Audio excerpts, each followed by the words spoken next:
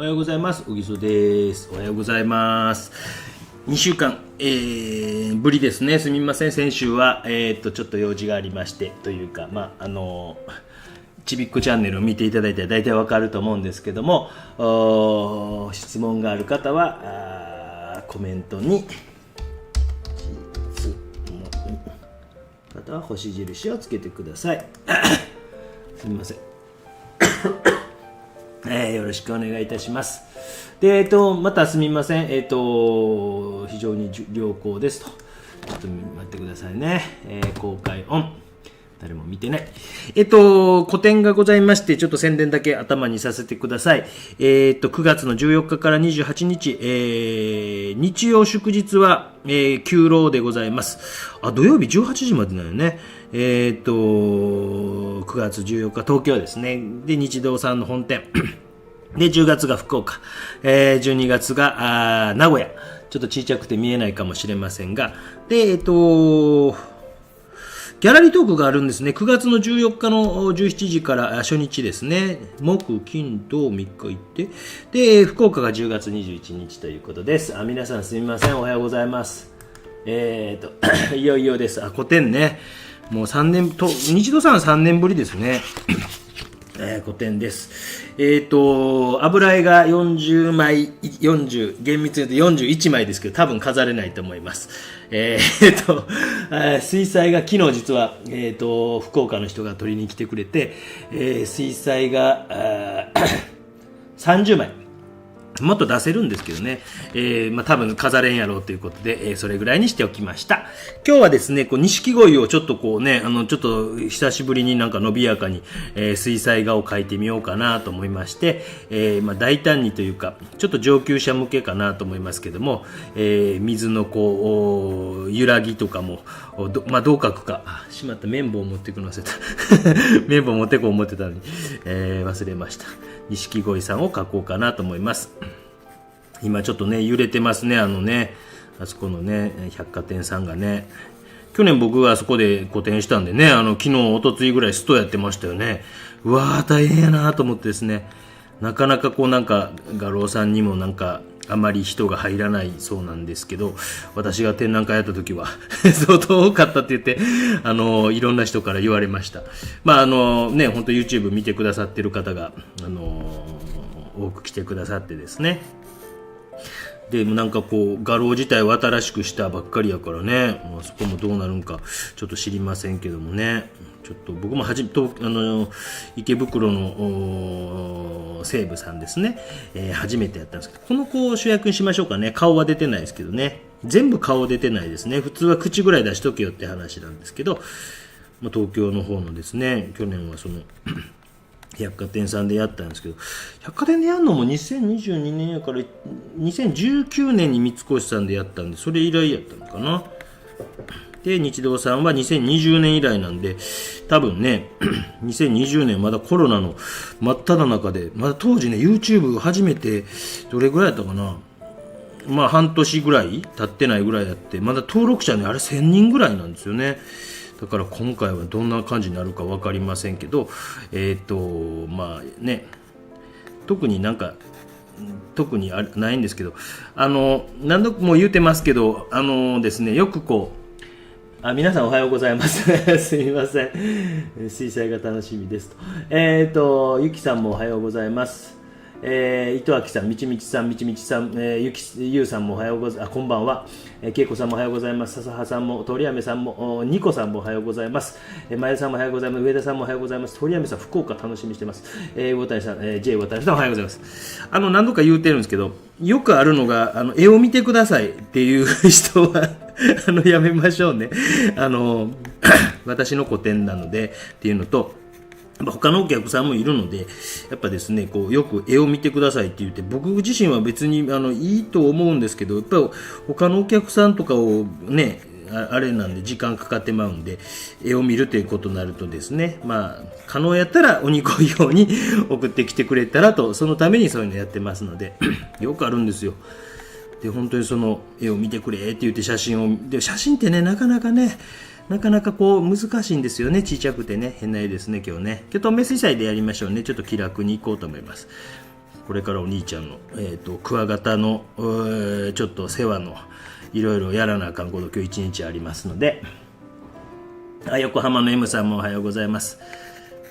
あれもどうなんですかね、もう締め切ったですか、宴会じゃなくてなんだっけ、懇親会、懇親会とかのあれはもうだいたい締め切ったんかな。東京の方は前々回2週間前お話した時はもう25人ぐらい集まってるからもうやめましょう言うてましたけどね。よいしょ。まあこんな感じかな。この子主役ですね。2番目この子ぐらいにしときましょうか。3番目どうしましょうか。このぐらいにしときましょうか。なんとなくね、自分の中で、目とかがこの辺かな。もうあんまお魚描いたことないからうまくいくか分かりませんが。で、こうタイトルなんてしたっけ、なんか今考えたばっかやからいつものことなんですけど、なんてしたっけ、どこや、タイトルの場所があらへんぞ。水と遊ぶ。よし、水と遊ぶでいきましょうね。けいこさんおはようございますね。涼しになりましたね。先週行ってましたよ、熊本の方は。いやでも佐賀は暑い。もうでもマシにはなりましたね。先週はね、行ってて、ただやっぱりあれでしたね、もういませんでしたね、やつらね。水と遊ぶということでどんな感じで進めようかな。ちょっと筆がね、家のがあれへんぞ。ちょっと前に僕持ってきたのよ。あれここにここや。さあ皆さんね、なんか質問あったらしてください。大きめの筆でいきましょう。ラフィーニのこんな筆を使っていきましょう。名村のラフィーニさんですね。いや、佐賀もまだ暑いですね。もう嫌になりますね。もうね、でもまあ朝晩ちょっとマシになりましたね。それは言えますね。やばい。あれの歌が流れてる。学校の新しいリーダーズが流れてる。チビがずっと見てたから。まず水をこうかけてってますね。水をつけてってますね。ピュピュピュピュピュピュ。よいしょ。ジョンジョンジョンジョンジョンジョンジョンジョン。やっぱ見せ場になるところっていうのはこう慎重にね、ここを言いましたけども、慎重にやりながら。佐賀も暑いですよね。本当皆さんのとこどうですか？熊本の方の山の中行ってたんですけど、やっぱりね、もう全然もう湿度が違うんですね。何が違うって温度が 2,3 度違うだけやけど、湿度がね、もう本当ね、9月の中旬ぐらいの私の展覧会期間中はちょっとはねマシになってくれてりゃいいんですけど、ただ厄介なのは台風ですよね僕は個展を結構9月にやるんですけど、1度2度たたられますよね。もうその時は諦めるしかないので、この辺、このね、とこね、いいね。紫、これはね、多分ね、プルシャンブルーやと思います。プルシャンブルーやと思う。と、ここの辺は紫のパープルかバイオレットかどっちか分かりませんが、パープルかバイオレットだと思います。で、今日はキャンソンボードという紙に書いていっております。よいしょ。で、また水をじゃあ、こういうの楽しいですよね。皆さん見てるとね。よいしょ。ピンと。おお、綺麗ですね。おお、美しいですね。皆さんどうです？体調崩さなかったですか？大丈夫ですか？本当にもうね、私の視聴者若い人ばっかりやからですね。ね、皆さん体調崩さないように。熱中症とかね、本当にもう、ちょっとこれは、なんやろね。スカイブルーみたいな、なんていうの？よ、知らんけど、色の名前までおじさん知りません。また昨日も案件の仕事がちょっと一つ来てましたね。ちょっと嬉しかったな、昨日のやつは。いくつかね、案件と呼ばれるね、企業さんから一緒にやりませんかみたいな仕事が最近ちょこちょこ来るようになってきて、おもろそうやなと思うのでどんどんやっていこうかなと思ってます。よいしょ。チュンチュンチュンチュンチュンチュンチュンチュンチュンチュン。で、また水だけでってね。よいしょ。スズメバチ大丈夫ですか？うわー、それは大変や。スズメバチはね、もう基本的にはこちらから何もせんかったらスズメバチね、でも9月は結構あれなんでしょ、大変な厄介な時期なんでしょって言いますよね。気をつけてくださいね。僕も辺でスズメバチいっぱい見かけましたよ気をつけてくださいね。で、乾かんうちにね、ぐいぐい行きましょうね。濃くするところは濃く。こういうところがね、濃く。気をつけてくださいね、皆さん。スズメバチとかね。一番こうなんかあれこの時期が厄介なんでしょ。違うっけ。僕も黒いやつを捕まえるために山へ入ってきますけど、スズメバチおるともうちびっこにもこいっとけって言ってね言いますけどね。それでも僕はじとーっとね、そこに K さんが角を持った K さんとかがいたらだいたい捕まえますけどね。よいしょ。てってってってってちゅー。もう見せ場みたいなところはしっかりとですね、やっておいて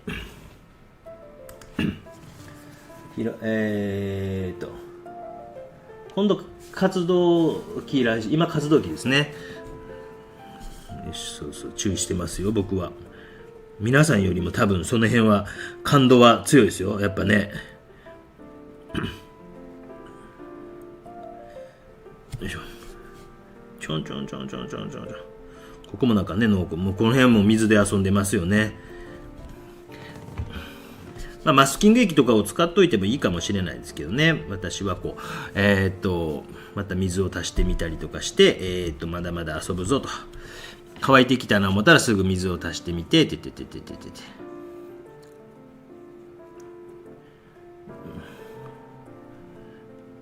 よいしょ。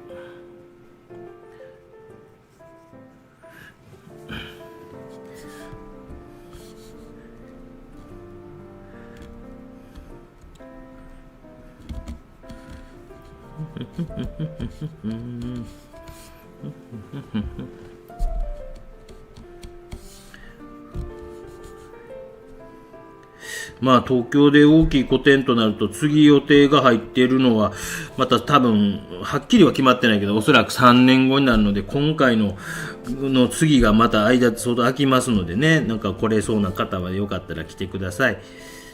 で本当にこう、絵を見てくださいだけはやめてもらえるといいんですけどね。ただね他のお客さんとかの手前ねやっぱねそれは結構ですね。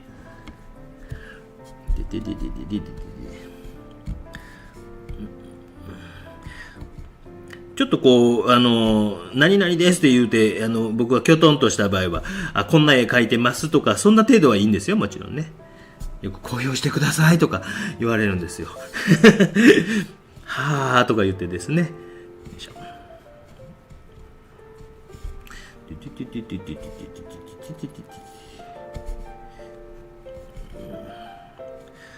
本当夏の疲れが出そうなぐらい今年暑かったですよね。なんかめちゃくちゃ暑かったですよね。よいしょ。日本だけなんですかね。アメリカの方とかどうなんですか。でもクマが出たっておっしゃってましたもんね恐ろしいですね。よいしょ。ちょっとこう今プルシャンと紫色ですね。何紫かは正直知らないですけどで今攻めてってるんですけど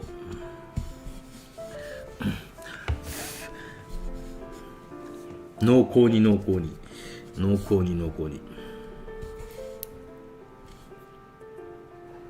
何度も言うてますけどね、こんなんねほんと喋りながら見ながら絵描きながらもうわけわからんことをね同時にやっててます。みちみさん、人物デッサンやクロッキーの際に目線ですがモデルさんの台に上がってない場合は低めの椅子に座るのがいいでしょうか。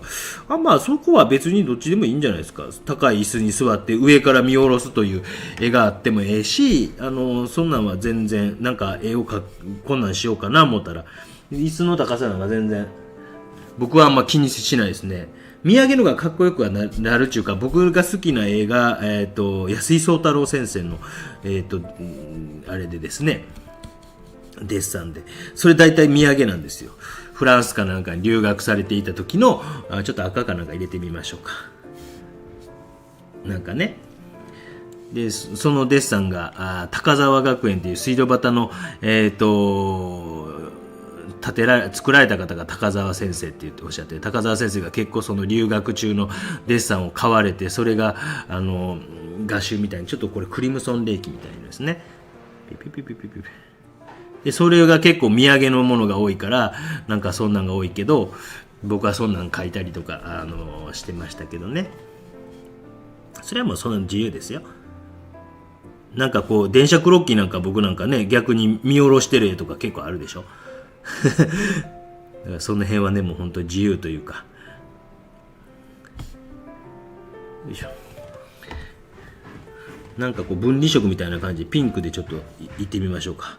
これは何やったっけ、ホルベインさんがオペラ。この段階でもう徹底的にこうね遊びながら、進めていくと。ありがとうございます。質問どんどんしてくださいね。僕本当質問あった方が適当に話を変えたりできるので。黒木行ってます？みちみちさんまたね。いいですよね、教室。よいしょ。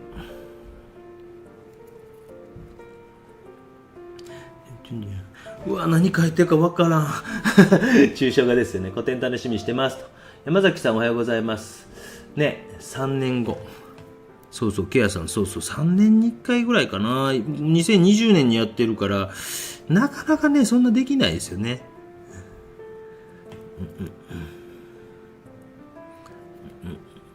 まあ、特に東京のがやっぱ大きいです。この間の佐賀の個展がもちろん圧倒的に大きいですけど、まあ、その次の規模になってくるとやっぱりどうしても日動さんが画廊としては多分一番日本で一番大きいでしょ。洋画商、油絵の画商さんで一番古いんですよね、確かね、と思いますよ。まあ、私みたいなね、新築林にこうでっかい会場で、まあ、多分1回やと思います。行って地下っていうことがあり得るかもしれないんでちょっと言うときますけど、一応普通はだいたい地下からスタートするんですけど、ありがたいことに僕はなんか一番初めから1回でやらせてもらえてて、それが今から今回6回目やけど、何年前かな、一番初めにやった時は多分僕32とか3とかやったんですよね。あの子らが4年生の時やから、あの子らが4年生やから、あの子らが2年生の時に僕は着任して4年生の卒業式の次の日から個展だったんですよ。それ伝説、今だから話せるんですけど、顔に傷だらけで東京行ったというね、伝説を残したんですけど、ちょっとですね、転んでしまってですね、卒業式の時僕は楽しくてですね、まあちょっと今、2000あれだから9年かな。WBC があって、皆さん覚えてますかね。イチロー選手がサヨナラヒットを打った試合、覚えてますかね。韓国と決勝戦。で、それをこう、ワンセグというので見て、謝恩会というの時に見てて、いやー、イチロー選手がヒット打ってですね、勝ちましたってなってですね、めちゃめちゃ嬉しくて、韓国の留学生と一緒にこうワンセグでこう、会場で見てたんですけども、めちゃくちゃ嬉しくて、そこから、日本酒やら洋酒やら死ぬほど飲みまくりまして、ホテルのなんて言うんですか、飲み放題やったからですね死ぬほど飲んで、楽しなって、で帰りとぼとぼ歩いてたら、田んぼの側溝に落ちるという、落ちて顔に血だらけになるというですね、もう本当になんかね、最悪でしたね。それで次の日東京に行きまして、柄の人から顔傷だらけどうしたんですかって言われたという、思い出しただけでなんかね、本当若い頃ってね、恐ろしいことしますよね。日本黒木グダグダでした。やっぱね、そりゃそうですよ。慣れてないとね。よいしょ。まあこう、しっかりと濃いのもね、どんどんもう濃くしてって、ここは何色かな、この色は、インジゴみたいな色かな。できないでしょ。そりゃそうですよ。2分なんて。僕だってやりたくないですもん。僕は2分クロッキーとかやめましょうって言ってたタイプやから。ね、なんか好きな人好きですよね。短いのね。なんですかね。僕はなんか15分ぐらいで、逆に長すぎんのもあれやけど、2分とかやったらもうなんか作品にならんから、ね、形ちゃちゃっと取って終わりみたいな。もう形取る訓練やったらまたね、なんか いろんなやり方あるから、せっかくモデルさんオンになったらクロッキーでも作品みたいにしたいなっていうのが僕のなんか思いですね。インジゴみたいな。いいですね。これはですね、ここの錦鯉は高輪プリンスホテルというところに去年泊まらせてもらってありがとうございました。確かその時もなんかあれでしたね。あれをやってたね。勝手に公募展をやってたような、僕飲み屋で一人で、それを見ていたような記憶あるんで、でそこにいた錦鯉さんです。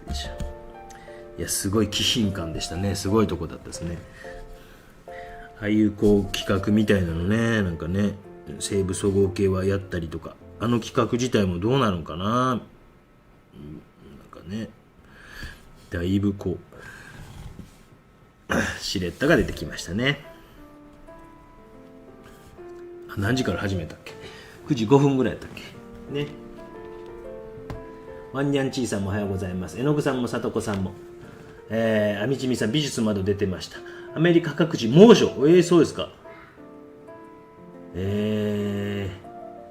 安井壮太郎のレーさんは全くわからないです。そうか。いいじゃん。もうアメリカ各地ももうちょっとこれなんか日本も今年は、最大級のちょっとクリムソン歴なんかまだ遊ぶよ。なんかね、もうめちゃくちゃ猛暑酷暑でしたっていうので記録ですって言ってたけど、多分3年後も言うてそうな気しますよね。それぐらいなんかもう日本中が世界中が異常気象ですよね。なんか絶対3年後も言うてますよ。雨とかもね、もうこれは災害規模のあれですとか言うてもまた2年後ぐらいに言うようになってますからね、備えを皆さんしてくださいね。もう子供もなんかいつも半裸ですもんね。もう昭和の少年みたいにすぐ脱ぎますね。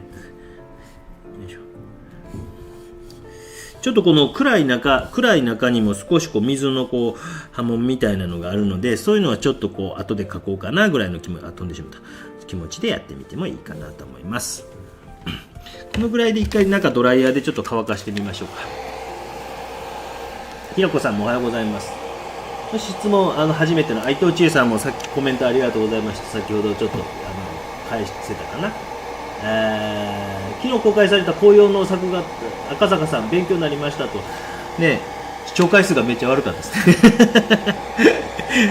あれなかなかいいでしょ。僕もなんかね、まあ作品自体もあれも東京の個展には出せそうです。でちょっと言うとくと、全作品がそのまま同じ作品がいくわけではないので、皆さんちょっともう東京で売れてしまったら次の会場に行かない作品も結構あると思います。逆に福岡や名古屋だけの作品もちょっとあると思います。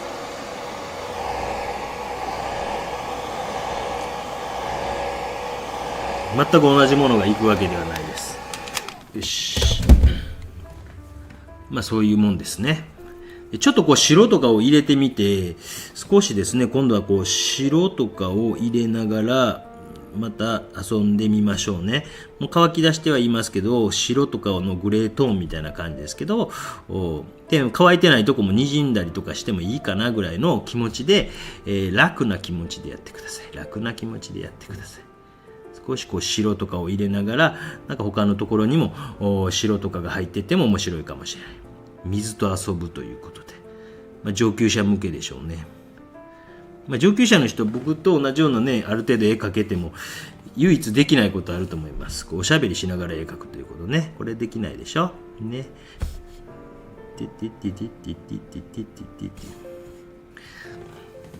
うるさいという人はミュートにしてくださいね。はい、自分の好きな音楽でもかけながらね。はい。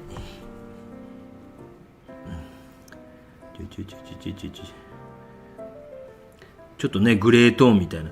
まあ、これチャイニーズホワイトみたいな色なんで、別にこう売っている絵の具のセットに売っています。ちょっと違うんですけど、ちょっと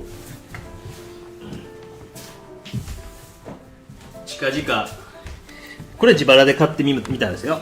この草壁さんのアマゾンでハルモネア、今日これやろうかと思ったんですけど、やっぱこれはこれで作画用の動画でちゃんと作った方がいいなって、これちゃんと自分で買ったんですよ。めっちゃ高かったんですよ。17,000円ぐらいしたんで、と思って。でもね、せっかくもう皆さんこうやっていろいろ見ていただいたりね、スパチャとかくれたりするので、そういうお金を使ってですね、なるべくこう日頃できやんようなことをですね、やろうと思って、今こういうの買いました。高い、絵の具でした。分離色って言うてね、ちょっとこういうところに混ぜるとファーっとなったりすると思うんですけども、ようわからんね、何を言うてるねんって感じですけど、ファーっとなるとかね、ちょっとね、また近いうち作れそうなら、ちょっと当分忙しいんで、もうね、個展が終わるまではもうしゃあないですけどね、許してください。堪忍堪忍。ちょっと白を入れたようなんで、チューっとこうですね、描いてみたりとか。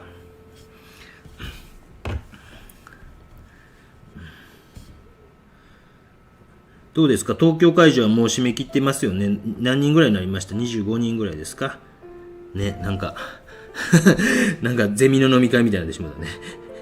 よいしょ。一応なんかまだちょっと画廊とは詰めてないですけど、東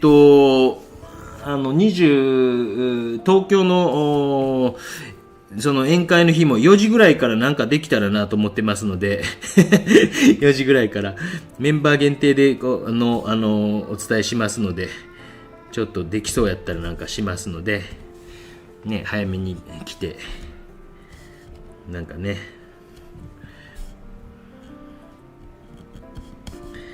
その日結構その日とか決めたりしますけどね、僕ね結構適当なんで。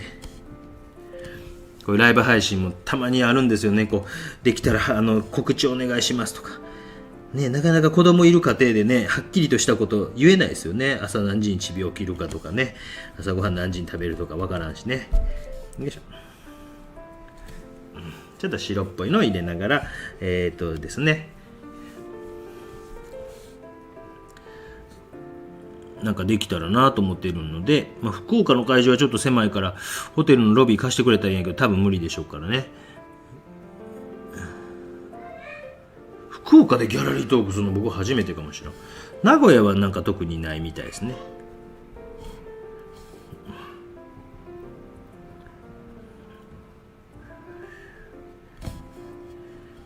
よいしょ。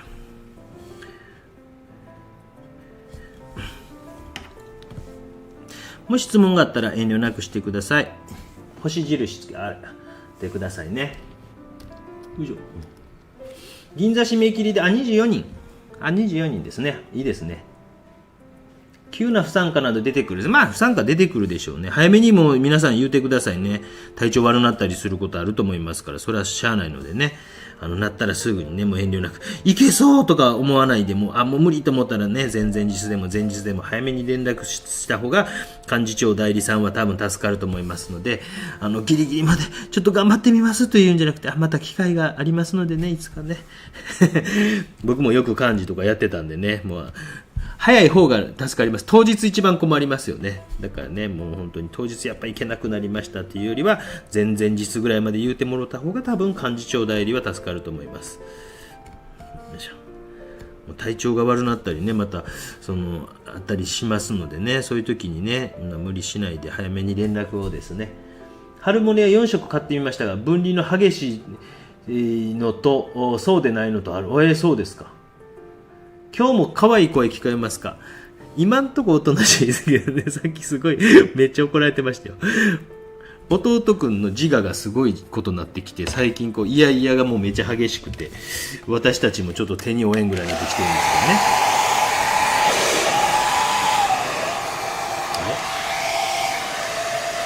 すよね。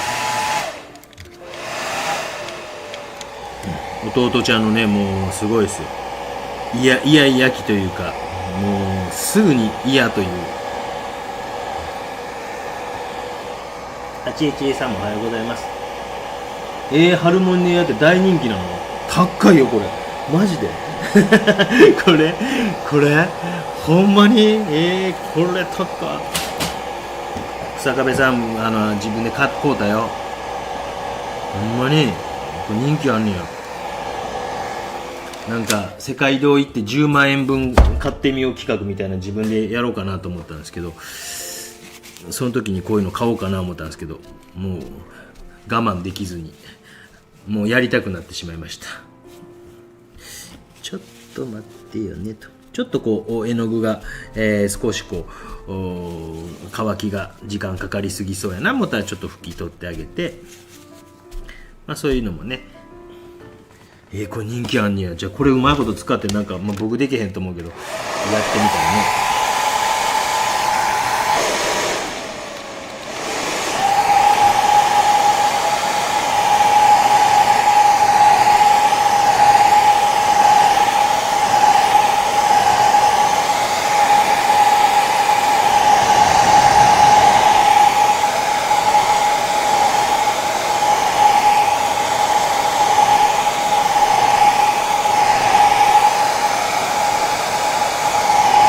まあ、ちょっと時間かかるので乾くの少しですね。あけみんさんもおはようございます。見学の時も話題になってました。嘘、ほんまね。面白いんですか。だから紙をね、やっぱりこう多分この分離色の場合やったら多分紙のこれ多分中目ぐらいのなんていうんですか、キャンソンボードという紙を使っているんですけど、おそらく粗めのやつがいいと思うんですよ。じゃあね、せっかく作るんやったら徹底的にですね、粗めとかなんかこう面白い動画を作ると思ったら、どんなんがええかな思って、やっぱそうなってくると、やっぱね、なんか、あれがええんちゃうかなと思ってですね、買いましたよ。ある種の粗いやつ。高いとね、両方合わせて27,000とか。おおと思ってですね。ね、皆さん本当にね、よかったら作品とかね、よろしくお願いいたします。27,000というね、水彩絵の具と合わせて。よいしょ。あ、宅急便来た。多分うちやな。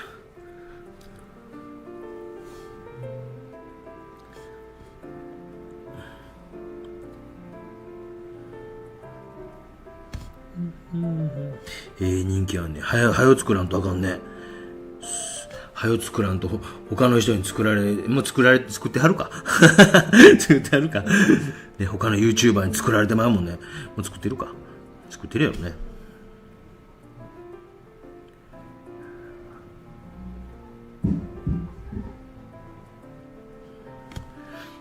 今お兄ちゃんが来そうですね。今日九州は雨ですけどね、皆さんのとこどうですか。九州というか佐賀は雨ですけどね。錦鯉に見えます僕もよう見えへんねんけどよいしょ、洗濯物ができました。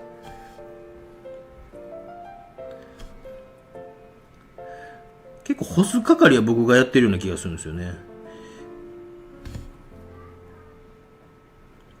で、この大事な見せ場ね、この子のところはやっぱりちょっと慎重に形とかも、すごいこう、丁寧に取らんといかんなっていう気持ちで。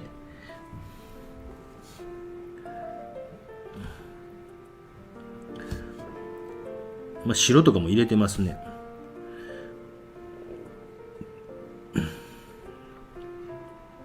なんかこう、ハルモネアを使って作る動画としてはどんなんがいいかな。なんか海外の陰影がこう強いような景色とかがいいのかなと思ってですね、影のとことかズドーンとこうして、わーっとなるような感じいいのかななんて思ったりね。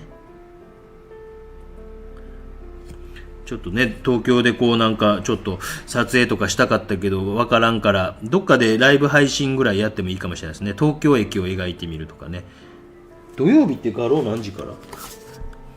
土曜日って10時半。土曜日11時からですね。ピント合う？ね、その前に9時からとかどっかでやりましょうか。東京駅のあっちの東京駅で土曜日のでもそうか、その日は飲み会か。やってもいいかもしれないですね。なんか来たぞ。なんじゃい。おい。お、なんかを持ってきた。ここ。何それ何これ。チューリップ見せてあげて。そこ座る？うっそん、そこ変じゃないんだけど。細い？何が細いの？すごい邪魔なんやけど。変じゃないんやけど。パパめっちゃ邪魔やねんけど。ねえ、お兄ちゃん。お兄ちゃんまた後で来てよ。リアルじゃん。これ何？リアルじゃん。これ何書いてると思う？お魚、そうです、正解。正解。ちょっと水のこうやってね、にじましたりして遊んでるんですよ。どう？何？面白そう。こう水がこうやってさ。やばい。遠くも来そうやな。来た。来てもいいさ。いいさ。それはね、君が決めることちゃうね。パパが決めることちゃうね。ええよ、ええよ。なんか来たね。どんな状況でも皆さん絵を描くというね。なんか来たよ。うるさい男。皆さんね、これ、一応、はい。なんか来たね。寒い？ここエアコンの下やからよ。寒かったら下行き、なんか食べてます。ここ、キャメラ。特に2歳になりました。2歳になりました。ね。邪魔をしてる。じゃあ、お、皆さんどんな状況でもね、絵は描けるんです。ね。よく言う。もうちょっとです。もうちょっとで4歳になります。はい。ね。9月5日が誕生日。8月31日が誕生日。ねえ。トークも同じ。生まれた。いいってこの前泣きました。何が言いたいかって、トーくんが誕生日が先でお兄ちゃんが後というのが納得がいかなかったらしくて、同じ誕生日にしろということで、我が家では一応同じ日が誕生日になりまめっちゃ乗っかってますよくねあるんですよ。こんな環境やから絵が描けないとかね、よく言う人いるんですけども、あんなも全部言い訳やと僕思ってますよ。狭くても絵描けるし、邪魔されても絵描けるし、そんなもんね、全部言い訳ですよ。皆さんね、そんな言い訳しない。なんか呼ばれてるよ。めっちゃスコーン臭い。もうスコーンのスコーン臭いねんけど。なんか呼ばれてるよ、後ろ。見てみ。なんか来たよ、ほら。そんなね、皆さんね、全部言い訳ですよ。そんなもん、どこでもいい。あ、いた。ママ何？言い訳。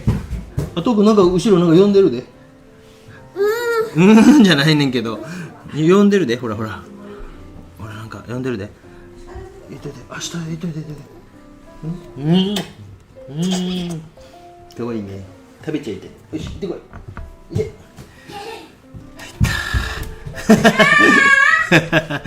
すいませんでした。ありがとうございました。ごめんなさいね。子供嫌いな人も世の中いっぱいいますもんね。すいません。これが子育てです。おじさんは明日43歳になります。おめでとうございます。どうでした？厄年界隈でしょ？なんか悪いこととかありましたね。うるさかったでしょ？皆さんどうですか？おめでとうございます。盆の羊さんも40何歳。僕は今年48ですよ。もうクソじじいですよね、本当。もう多分あれかな、名古屋の個展の僕多分会場かなんかちゃうかな。今度の誕生日。去年僕あれだったもんね。山梨かどっかやったもんね。自分でもちょっと忘れてましたもんね。あ、今日誕生日やと思って。ね、どうでもよくなりますよね、年取るとね。ね。よいしょ。今週日曜日、明日か。明日一応2人の誕生日会を同時にやります。同時開催でございます。ね、そんなもんですよね。おめでとう、2歳おめでとう、おめでとう、おめでとう。マミー。お父さん大好きなんだね。盆の質さんおめでとうございます。神ある種、筆レオナルド。最高の夫人。いいですね。絵の具ね。レオナルドっていう筆があるんですか？あとたまにダニエル・スミスっていうのでアメリカの方がこう画材書いてあって、あれもあれですね、アマゾンで売ってますね。うわ、ダニエル・スミスや思って。ねえ、なんかいろんなもん売ってますよね。やっぱでも中国の会社とかの安いですね。もうこれしゃあないなとは思うんですけどね。日本の会社に頑張ってと思うんですけど、ね、いつでもなんか宣伝日本の会社もしたいと思うんですけど、やっぱりこう営業とかも中国系の企業の方がようメール来る。で、一生懸命やってる。なんか、まあ日本の会社が一生懸命やってないわけちゃうんですよ。多分マンパワーを使ってるのかようわからんけど、ようメール来るのはなんか企業案件で来るのは中国系のやつやなと思って。でもそういうのでね、どうなんかなと思うんですけどね、YouTube って中国の大丈夫なんかなと。アメリカさんってあんまり中国好きじゃないじゃないですか。ようわからんけどね。よいしょ。そうなんですか。皆さんハルモニア、色モネア何やったっけ？皆さん知ってたんですね。僕知らんかった。普通になんか24色セットの水彩絵の具でちょっとネットで調べてたら、うわっと思って、高っと思って。よし。どうですか？ちょっと濃いに見えてきました？生き物博士でしょ？何でしょうね。明日ね、誕生日会。皆さんお誕生日おめでとうございますと。毎日ハッピーですか？いいですね。よいしょ。ピューピューピューピューピューピューピューピュー。ちょっとね、色がこうついてきて、濃いかもねぐらいの感じになってきましたね。あ、濃いかもねってなんかあれですね。昭和のなんかアイドルの歌みたいね。濃いかもね。濃いかもね。錦濃いかもね。よ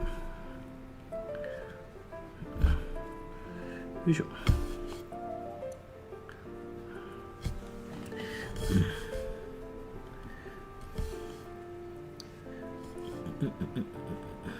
意外とすんなりね、下にママがこう呼んでくれたら、行くようになりましたね。昔は結構無理やったけど、ね、行くようになりましたよね。弟がやっぱお兄ちゃんにこうくっついていく感じですよね。ずっとね、なんかね。これでまたちょっとね、乾かしたなりますよね。質問またしてくださいね。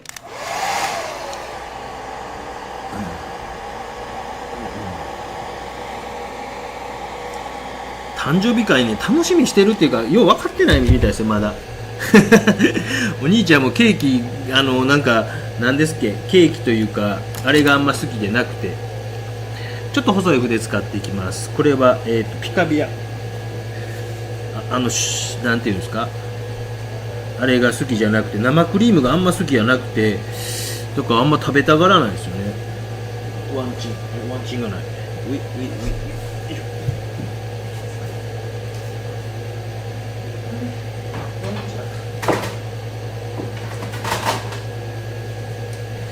でこれぐらいまで来たらちょっとこう濃いかどうかわからんから、濃いかどうかが分かるように少し描いてあげたりとか、ちょっとこうしてあげてもいいかなと。どうしてもこう今やったらもう見せ場もどこもへたくれもなくなっているので、この界隈とか、この界隈とか、この界隈とかをちょっと描きたいなと。ただ少しやっぱ乾かした方がいいかなと思いますので、ちょっと乾かしたりとか拭き取ったりも、どうしても乾くのがもうね、辛抱ならんってなってきたらちょっと拭き取ってあげたりね。すごいですね、ゆうこさんすごいですね。12色を2箱買いました。っていうことは24色セットっていうことかな。いや分からんけど、だいぶ違うんすか。水をたくさん使うと分離する感じですと。なんか使い方がやっぱある程度こうなかなかうまいことやらんとあんま意味ないんでしょうね。でちょっとこのぐらいで少しこう本当は消したいんですけどね、消しゴムでね、完全に乾くのを待ってたら少し時間かかりすぎそうなんで、筆の先端がちょっとあんま良くないね、調子が良くないね。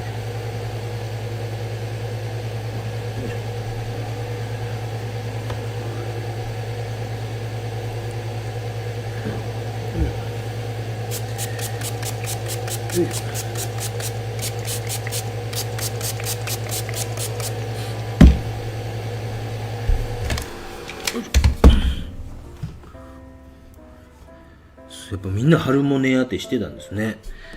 全然知らんかった。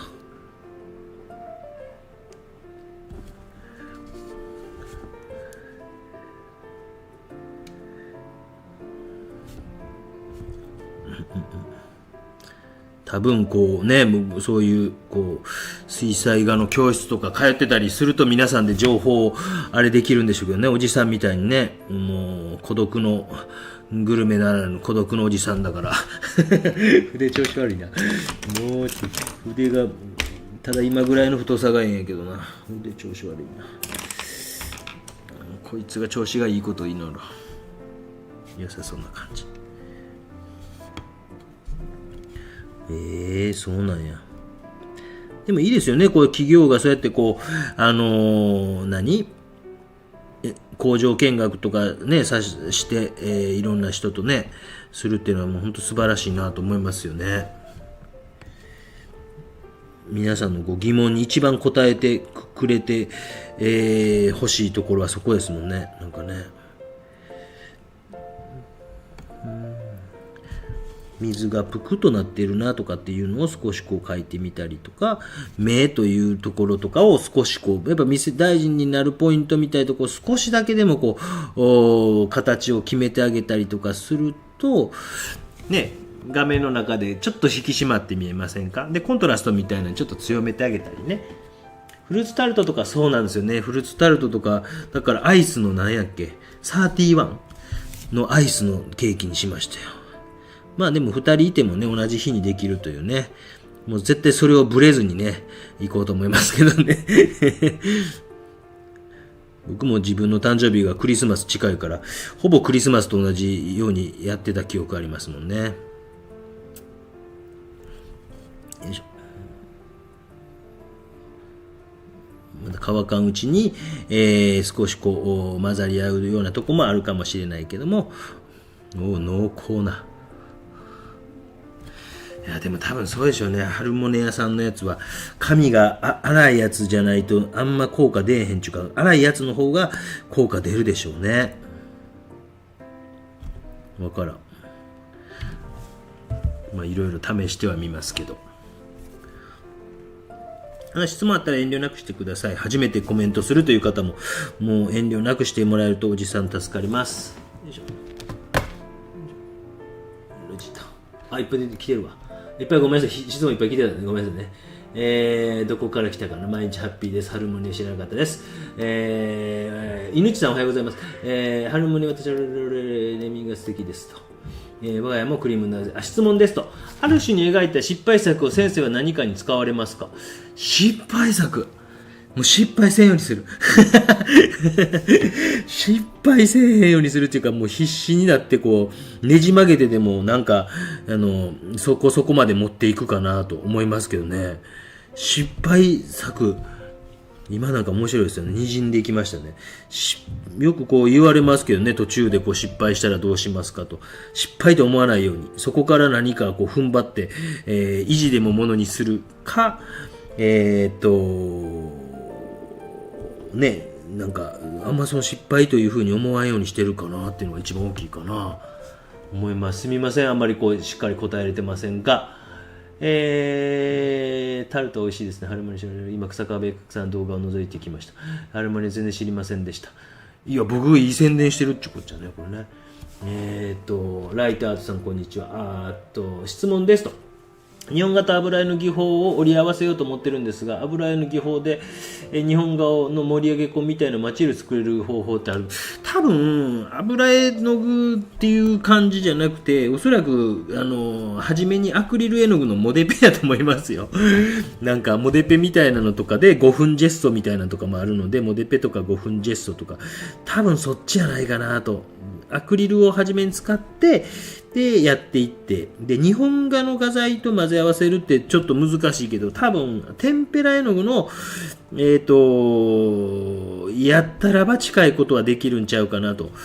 どうしてもニカはね、日本画の上に油絵はできるけど、油絵の上に日本画ってできないからと思うけどね。あとは僕は昔やってたのは白味の要はニカワと5分で盛り上げやったりしてましたよ。で、油絵の下の層よ。油絵の下の層にっていうのはやってましたよ。言うてることわかります？だからもう油絵塗り出したらそういうニカワとかそういうのは難しいけどもということですよ。ねえ。いや面白いと思いますよ。削り出しみたいなでしょ。だからこの間なんか上げてた動画もなんかちょっと近い動画あったような記憶があるんですよね。誰かがそんなコメントくれてました、ね。日本画の5分でやってこうやるような技法ですねみたいなことを誰かがコメントくれてたのはあれ何の動画やったのかな忘れましたけど、そうみたいな。だからできやんことないと思いますよ。昔こうアクリル絵の具で、ちょっと厚く塗って何層もで、ただアクリル絵の具を直で塗るんじゃなくて、そこに5分、タンカルとか混ぜて、でも固着力をあんまり弱めすぎないようにして、結構それ実験させて、でアクリル絵の具にタンカルとか、あとジェルメディウムとかグロスポリマーメディウムとかを混ぜて、でちょっと型練りのアクリル絵の具を作って、でそれを厚めにこう塗って、何層も塗って、で例えば赤塗って青塗ってで黄色塗って、でそれをね彫刻刀でピューッと削るとそうしたら削れるぐらいまで厚く塗って削ると、その削ったところにこういろんな色が見えてくるみたいな技法で編み出したというかやってた子教えたんですけど、もちろんね僕がねいましたよ。結構面白くなりました。今はもうなんか学校の先生してなかなか絵も描けなくなって、今子育てがこの間2人目生まれました言ってたから、そういうこう絵はあんま描けてないですけど、あれなんかうまいことやれば僕は面白くなってたんちゃうかなと思いながら思ってますけどね。何言ったか分かりました何言ったか分かりました。今こうグッとここのとこ描いていったんですけども、よいしょ。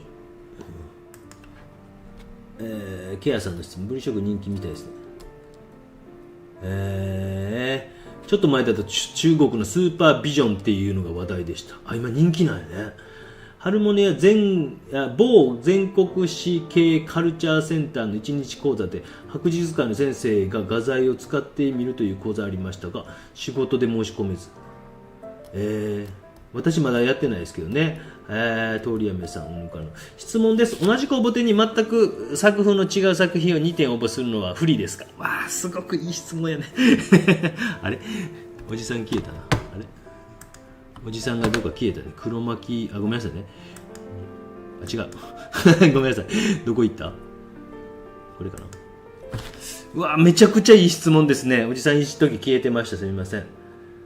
これはね、公募展に出した作品がモチーフが全く違うと1点は落選でした。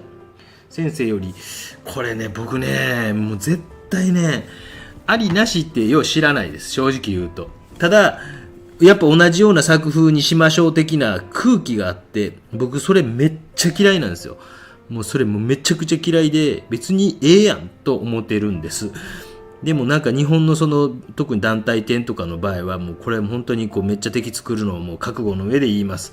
これ言おうかどうかずっと迷ってたんですけど、もう迷ってた、2年ぐらい迷ったんですけど、もうここ何日間か前ぐらいからちょっと思ってて、もうええやんと。全然違う画風でもやっぱその人の使うマチエールとか色とかそんなにこう大きく変わることも多分できないでしょ。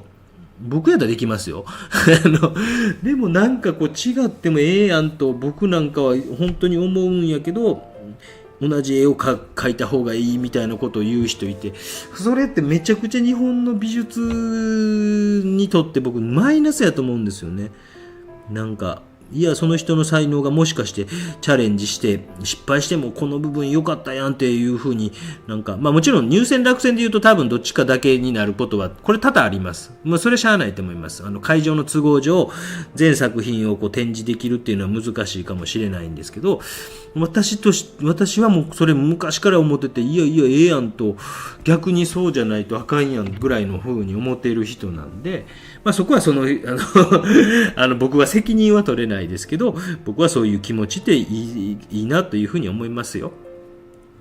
なんかね、チャレンジしてなんか全然いつもと違う絵をちょっと描いてみて、で今まで通り描いてたような感じの絵もあって、でも新しいチャレンジしてじゃあ2枚出そうって、何にも悪いことないと思うんやけどね。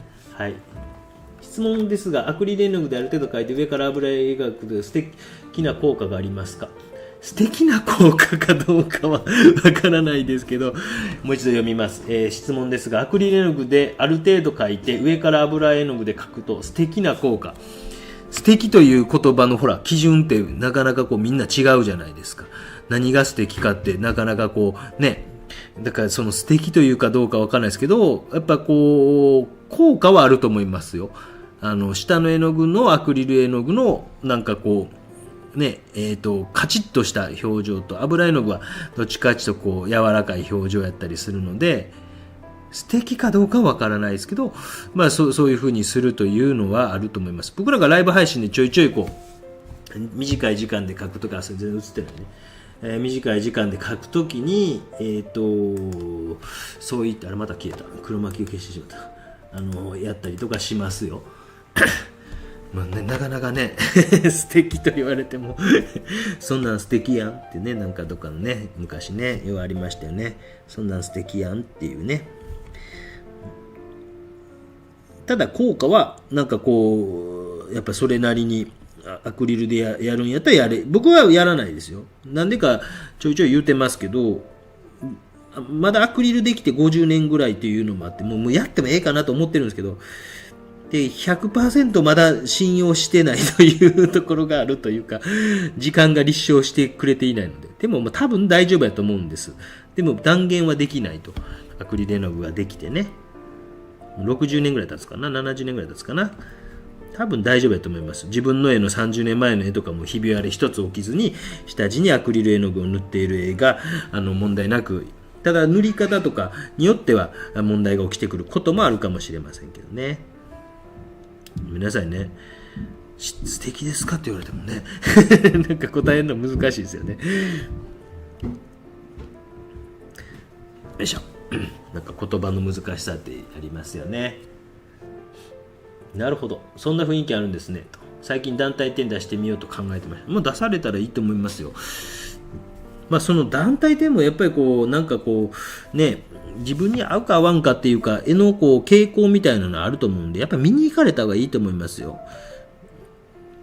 僕は結構見に行きました。学生時代におそらくこうほとんどの団体展、要は東京芸大って上野の東京都美術館の横にあるんですね。で、まあ、ケアさんってわかるか。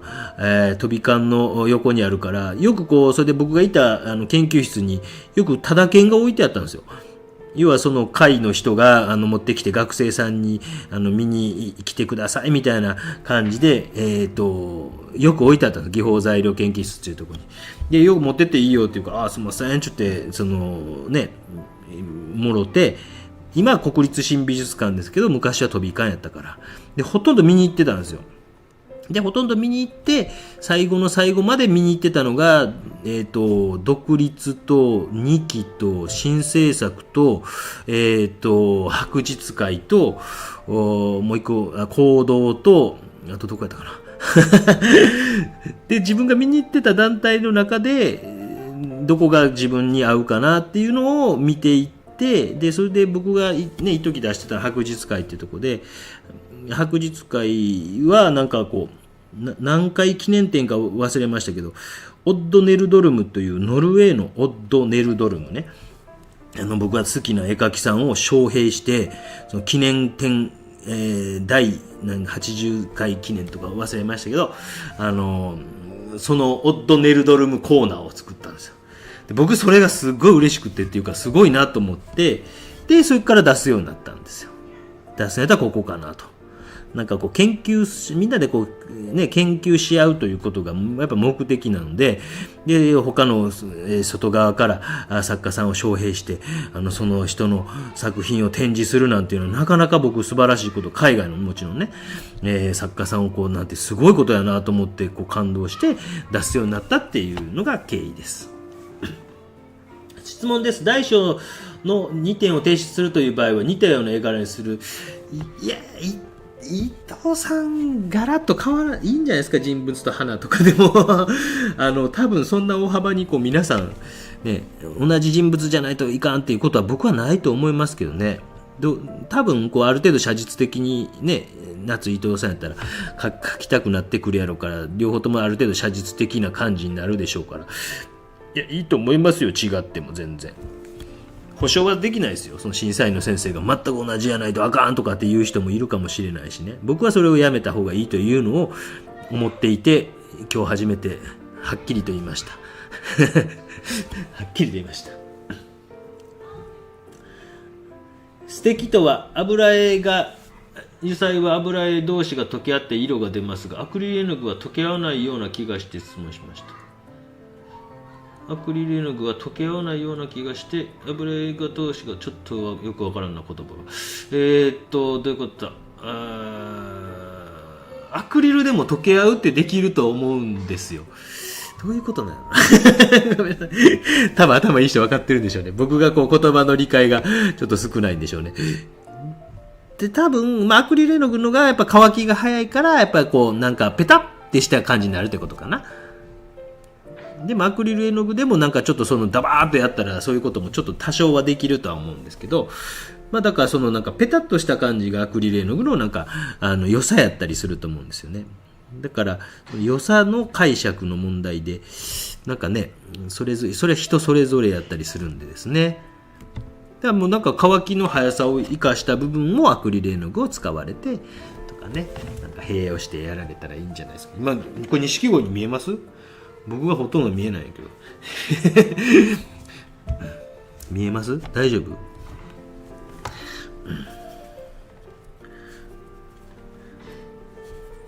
今で1時間ぐらいかな。何時始めたか忘れたもん。すぐ忘れる。1時間ちょうどね。ありがとうございます。すっきりしました。もうね、もういいよ、作風なんも決まらんでもいいよ。でも好きな色とか好きなマチエールとか好きなモチーフとかっていうのだけは決まってきていると思うんですよ、大体の人って。なんかこう画風が決まらんと思うかもしらんけど、なんかこうねいやもうそんなね、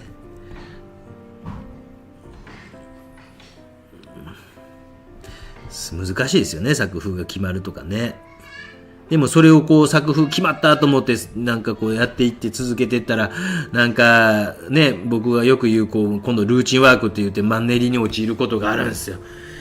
いつもこうやってるからこうできるみたいになっていったら、そしたら映画またおもんなくなるんですよ。わかります？やっぱ2週間空いてるから今日毒がすごいですね、皆さんね僕もそのルーチンワークの怖さみたいなのがやっぱ、要は同じ絵とかっていう画風とかなんかそんなこと考えたらやっぱルーチンワークになるじゃないですか。同じルーチンワークって同じようなね、こうルーチンですよ。マンネリのっていうね、マンネリっていうのはやっぱり絵をこう痩せさせてしまうと僕はよく言うんですけど、なんかこう寂しく、元気なんかいるなね、寂しくなってしまうっていうかね、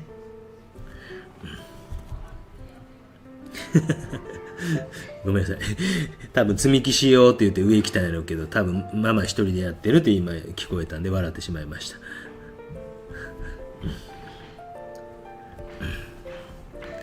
難しいですよね。これ見てる先生から古典とかで怒られそうやなもうええわすいませんって謝りますね。大小2点出すって意味なんだろうと思ってました。大小2点出すって意味なんだろう。これね、夏伊藤さんのこれ公募って、まだ僕が消えてる。最近ちょっとここ美味しい。黒巻きを。夏伊藤さんのこれ公募展のどんな感じかわからないですけど、大きいものは展覧会によっては例えば画廊企画でやることがあるんですよ。で画廊の中でやるときには大きいの2点とかより大きいの1点と小さいので、要ははっきり言うと商売ですよ。商売せんとその分の会場費であるとか、小さいのやったら売れやすいからっていうのでっていうことの意味もあるかもしれない。ちょっとそのどんな公募展開によっての多分違うと思います。僕がこう昭和大賞っていうのを取ったときは大きい50号スクエア1点と10号2枚ということやったんですね。でやっぱ10号2枚っていうのはある程度こう販売みたいなことせんとそこで働く従業員の人もいるわけですよね。日本ってなかなかこの販売ということをね言うとあれですけど、やっぱね働いてる人のただで働かすわけにもいかんし、そこの会場のねお金とかも必要なわけですから、ちょっと白っぽい色とかも使いながら、それは悪いことはないと思うんですよね。だからでそういう意味合いが多分僕はあると思います。ちょっと分かんない、どういう公募展か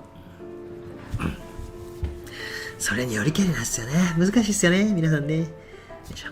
なんかもう一個ぐらい質問いったな。大学時代、教授の先生の団体展のレポートを書いてきてくださいという宿題が毎年ありました。自分みたいな学生が偉そうにいいえ悪いなんて書けないのですが、笑って教授と話して思い出しました。先生も笑ってました。いやいや、書けばいいよ。ガンガン書いた方がいいよ。そんなん書いてほしいからその先生おっしゃったんでしょ。絶対そんなもん、悪いとか言うたら全然言うた方がええと思うよ。僕そんなん全然聞いてたよ、昔から。いや全然おもんなかったっすわ言うたら別にそれはもうおもんなかった絵を描いている団体店の人たちが悪いだけの話でどんなん言うたらそんなもんねと僕は思いますけどね。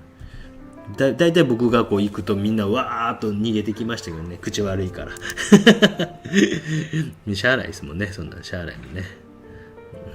いや全然面白い課題出しますね。多分団体店を見てきなさいっていうことはなんかこうね、そういうこう面白いと思いますよ。でもともとその団体展っていうのは、日展っていうのがあって、もともとその文展って言われて、文科省がやってるから文ね、文で文展っていう風なのがあって、言うたら日本のサロンみたいなもんなんですよ。日本版サロン、フランスでいうサロンね。要は国がやってる展覧会で、そこに初めの頃っていうのはその文展とかですね、そういうのにこう入選せんとこう絵描きとしてのステータスがないとかっていう感じになっていってて、でそれの一家っていうのが日本画なんですよ。要は日展とか元の文展の一家っていうのが日本画で、二家っていうのがごめんなさい、うるさい二家っていうのが油絵なんですよ。でそこから独立してできたのが二課展。聞いたことありますね。嵐をでんでん起こしてでんでんの人とかですね、なんかその辺の方々が出されてたりしますよね。それが二課展。いや俺たちが本当の二課だということで二課で、そこから分かれていったのがまた二期会とか、独立美術協会とかで、一方その日展系のごめんなさい、日展系のまた団体もあるんですよっていう話ね。この頃キャンバス高くなるとそうなんですね。大きい作品描きたいなと感じてます。 MM さんだんだん錦鯉声に見えてきました。ごめんうるさいね。油絵で一番暗いところを描くときに黒を使うんですが、黒でテペテペと光って汚れてるように感じます。スッと馴染む暗い色で忘れる。全然意味わからん。テペテペって何やろどういうことなんやろ。テペテペどういうこと。その日本語がわからんぞ。テペテペどういうこと。テペテペって何。艶がすごい多いってこと。ちょっとよくわからんぞ。昔その艶が多いから気になるなと思って、僕もその蜜蝋っていうのがあって、蜜蝋今もあるかな。確かあれテレピンかなんかで希釈したら溶けるんですけど、それを溶き油とかに、要はペインティングオイルとかに混ぜて描いたりとかするとあれになってたんですよ。マットになる。テペテペっていうのが艶があるっていう意味なのか、そのテペテペが艶があるって意味だったら、ちょっとそういう風にこう蜜蝋みたいなの混ぜてやってみたらいいんちゃうかなという風に思うんですよね。ちょっとテペテペの意味がわからん。誰かわかる人解説してください。ご本人で解説してください。テペテペって書いてあるよな。テペテペと光って汚れてるような感じでしょ。マットにするんやったらちょっとこの蜜蝋とかを入れてみたりとか、蜜蝋とかを溶き油に蜜蝋を溶いて、それを溶き油に入れたらちょっとマットになるんちゃうかなというふうに。どの色がっていうのは僕ちょっとそのようわからないですね。僕自身はそのテペテペになったことないからごめんなさいね。質問せとか言うといて答えれる範囲このぐらいやけどね、ごめんね。ライトアートさん遊んでます。うるさいけど喧嘩じゃないです。遊んでます。喧嘩の時は泣きます意外とお兄ちゃん負けることもあります。そんなレベルじゃないです。ギャーギャーギャーギャー。せっかく水で遊んだのにもだいぶ書き込んで、なんか偶然的なものもちょっと消えてきてますけど、錦鯉さんに見えてきましたね。片方は髪の毛のない人、片方は、おじさん、両方おじさんですけどね。 M1 チャンピオンではないですよ今日ね。それにつられて見ている人もいるかなと思ってね、サムネイル詐欺じゃないけどもタイトル詐欺をしています。うるさいでしょ、男の子めっちゃうるさいよ。もう本当に考えられんよ。めちゃくちゃうるさいよ。今日もどっか連れて行かんと無理かな。どっかなんか面白いとこあります？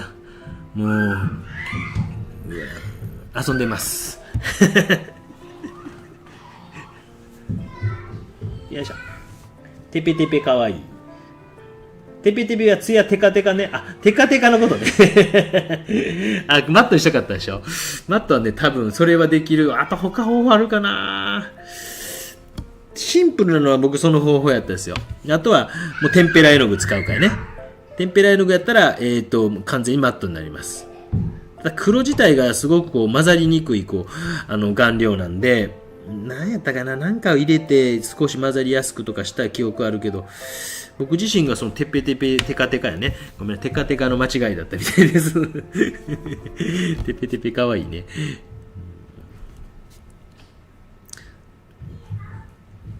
蜜蝋、なんか多分そういうのもちょっとネットで調べてみたら出ている可能性ありますけどね。昔なんかやった記憶はあります。ちょっとテカテカするかなと思って。すごいね、そんな大体のことやってるね、僕ね。考えてみたらそんなね、テカテカするのマットに抑える方法とかね。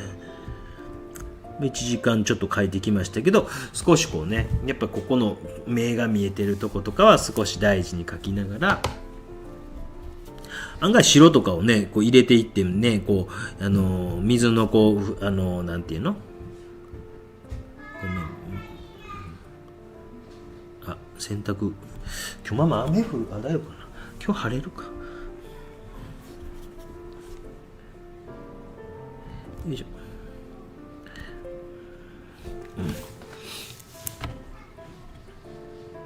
少しこう、白とかを入れたようなものも、まあ僕は遊びがてら結構使っていったりとかします。よいしょ。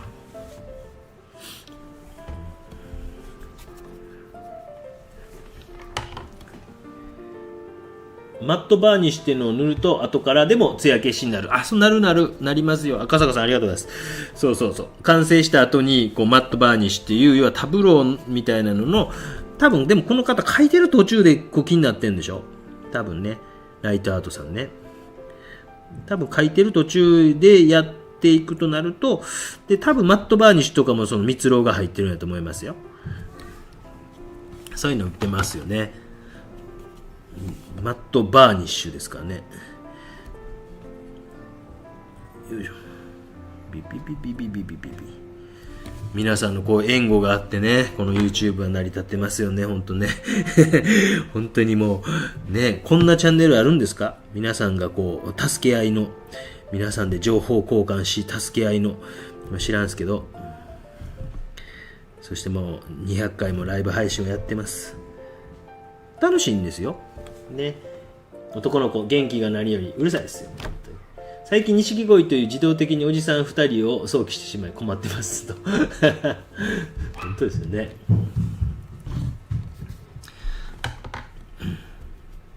あとはちょっとディティールを変えていってますけども、まあ、最後にこう絵の具は乾いてからちょっとこの水のブクブクを描こうかな思ってるんですけど、なかなか水が乾かんわっていう感じです。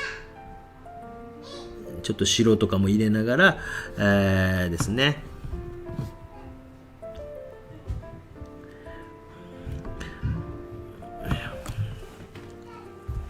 錦鯉見えます？僕があんま見えへんねんけど。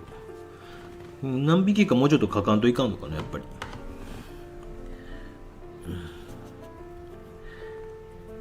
ちょっとパレット一回掃除します。今日なんかいっぱい質問出てきて助かりました。もう遠慮なくしてください。めっちゃ助かります。皆様優しいと。影の部分だけ前に出てくる感じがあって、あ、影の部分が前に出てくる。ツヤツヤして。明るいとこもっとモデリングしたら。ゴテーっと。マットにしたらどうなんやろね。それはちょっとわからないですけど。よし。ね、もう皆さんからね、ご質問やらなんやらとかね、もうこう、楽しくこうやってますよ。でもやっぱりこうちょいちょいやるあれですね、超初心者向けの2、3日前あげた生物、果物書いたようなやつとか、ああいうのめっちゃ視聴伸びますよね。そりゃそうか。ね。初めての人ああいうの何度も見てくれたらね。油絵もああいうの作りたいなと思ってるんですよ、またね。でももうちょっと今も絶対無理ですよね。はい、無理ですね。おじさんが4人ぐらいいればいいんですけどね。私自身がね。よいしょ。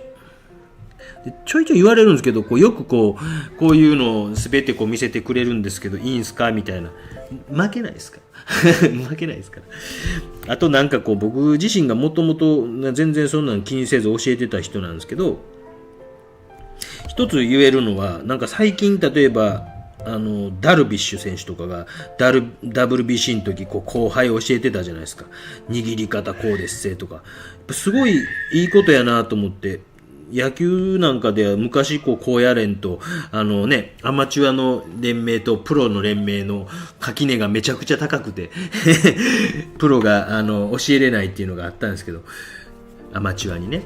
でそういうのができるようになってきて、もうめちゃくちゃいいことやなと思ってね、どんどんそういうの垣根を越えていって、利権には何やら越えてってねっていうので、僕はもうそういうのどんどん皆さんの垣根が低くなって、でもやってみたらできへんわみたいななってきたらいいなと思ってやってます。描く人口が増えれば増えるだけね、やっぱり絵の具会社さんもね助かりますし、雇用もね、あといろんなね皆さんもね、楽しい老後以外の人ももちろんいますけど老後にもつながりますもんね。なんか質問またしてください。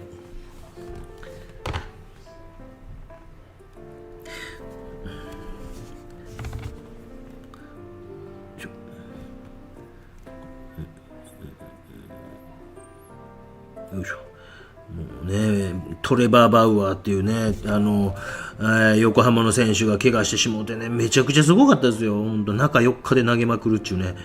で120球ぐらい投げてね、もうあんなんかもうほんと昔のなんか、向こうでですね、アメリカでちょっといろいろ問題あって、向こうで選手できんようになった選手なんですけど、でも日本の横浜って球団が取ってくれてね、でそしたらもう YouTube でいろんな発信してくれてね、もうめちゃくちゃ面白いんですけど、なんかすごいなと思ってですね、向こうのもうサイ・ヤング賞っていう、日本でいう沢村賞っていうピッチャーでの最高賞を、2020年やったから短縮シーズンやったんですけど、取った選手がいて、でもちょっと闘志あふれすぎるプレーで怪我してしまったんですけど、ああいうの見てると、うわー素晴らしいなと思いますよね。先生、筆さばき見るだけで迷いがなくね、だいぶ書いてまいりました。迷いはね、確かにね、あんまないかもね。特にこれはもうほぼ抽象画に近いような感じなんで、楽しく、じわじわとやりながら、でもある程度になってきたら、ちょっと書き込みとかをしながらですね、水のブクブクを書いていこうかななんて思って、今最後しております。質問があれば、一つ二つ最後していただければと思います。よいしょ。よいしょ。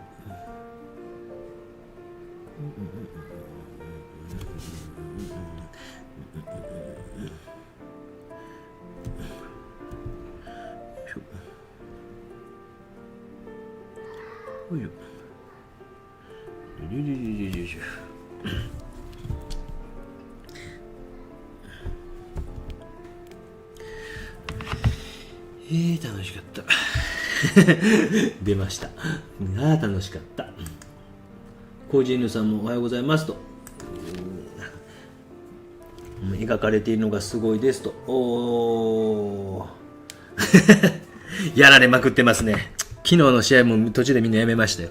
ちょっと拭き取りをしていこうと思います。拭き取り、筆先に水をあれして、もう本当ですよ。もうね。でもね、もういいですよね。やっぱ門脇くんとかね、最高ですよね。昨日一番バッター打ってた彼なんか春まで高校生ですからね。すいません、野球知らない人ね。ドラフト1のルーキーのですね男の子がね1番バッター打ったりしてるんですよ。もう楽しいってしゃあない。一生懸命やってるんですよ。ちょっと拭き取ってこう水のこういう波紋とかを少しこうね水で遊ぶからなんか書き込むに変わっていってしまいましたがどうですか、楽しいですか。どうじゃちょろちょろちょろこんな細かく拭き取るのみたいな感じでしょ。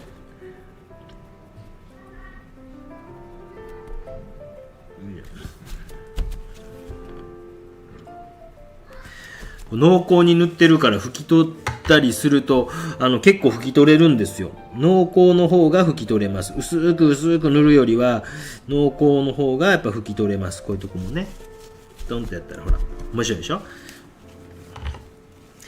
水のね、よいしょ。コージェヌさん久しぶりですね。いい大人ですが大人の都合は好きになれません。先生のお答えはお考え賛同できます。何のこと？さっきのあれ同じ絵2枚の方がいいっていうやつ。もうやめた方がいいと思うんですよ。僕らも全然もう意味がないと思ってる。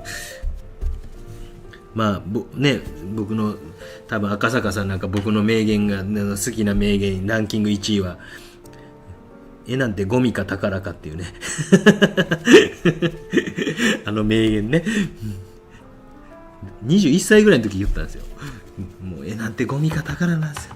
予備校の先生してた時にもう本当にこう受験生見てた時にもうめちゃくちゃこう描かなあかんからもう廊下とかにもう本当に絵がもう一日一枚描いてもそれを剥がしてまた次の日絵描いてってことするんですけどもう廊下中に絵が散乱してるんですよ受験前とかもうそれが嫌でそれを見てゴミか宝かっていうお前らこんな汚してたらこんなもん誰もお前らの描いた絵なんか好きになるわけないぞこの野郎とかって言うてねだいたい嫌われるんですけど自分の絵好きになれんでね人にこう好かれるわけないやんけっていう話なんですけどポイとその辺にほったらかししてたらお前らそんなもん大学なんか取ってくれへんぞっていう話をしたんですね。そこでゴミか宝かとこんなもんゴミちゃんゴミにしか見えんやろって言ってですね大体そうやって嫌われるという本音を言ってしまうというね皆さん本音は控えましょうね。社会ってそういうもんみたいですよ。よいしょ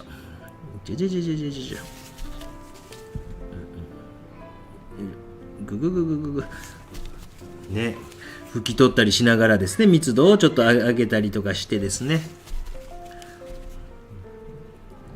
複雑になってきましたねどんどんね、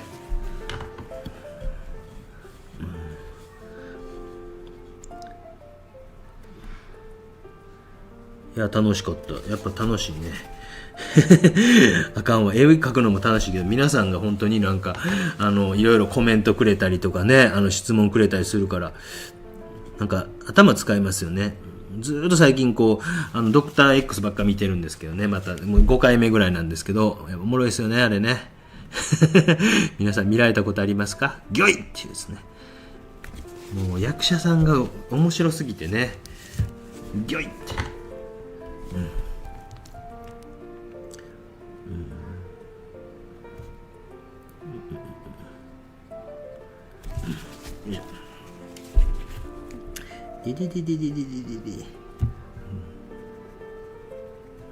まあ抽象画みたいな水と遊びながらもこう拭き取ったりもしながら、密度を上げていきました。なんかすげえもっと書きたなってきたな。もうちょっとやらせてください。よいしょ。せっかくの錦鯉くんねもう少しこうね書いてあげてもいいかなと思ってですね。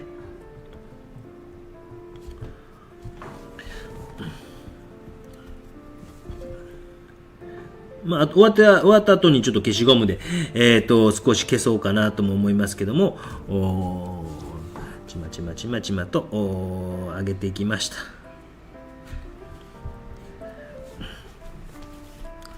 まあ、僕はもう結構白とかも案外使って、いきます。まあ、絵が良ければいいんちゃうかということで。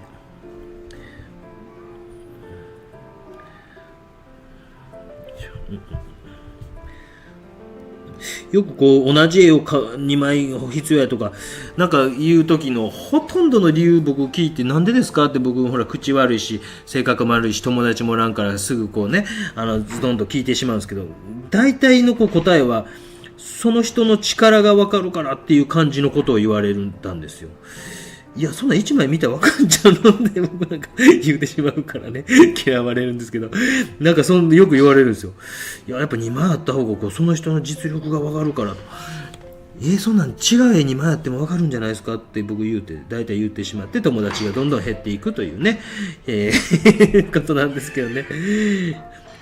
そんなんね、もう皆さんすみません、今日はひどい毒舌が多かったと思いますけどお許しください。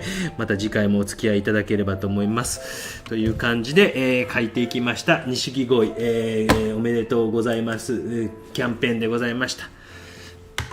サインは品よく、いつも言いますけどもサインは品よく。チュンチュンチュン、赤はいますよね。